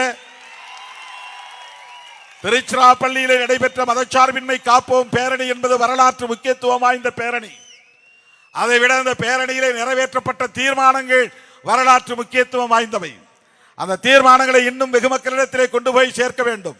துண்டறிக்கைகளாக அச்சிட்டு பொதுமக்களிடம் கொடுத்துவிட்டு நீங்கள் சும்மா இருந்து விடக்கூடாது. அதை விநியோகிக்கக்கூடிய நீங்கள் ஒவ்வொருவரும் 12 தீர்மானங்களையும் திரும்ப திரும்ப படிக்க வேண்டும், விவாதிக்க வேண்டும், கொள்கை தெளிவு பெற வேண்டும் என்பதை சொல்லி வாய்ப்புக்கு நன்றி கூறி முடிக்கிறேன். நன்றி, வணக்கம்.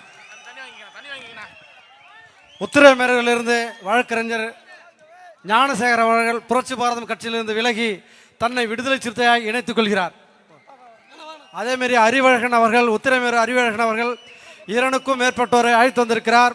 தலைவரிடத்திலே தனி தேதி பெற்று திடலிலே இணைப்பு விழா நடத்தப்படும்.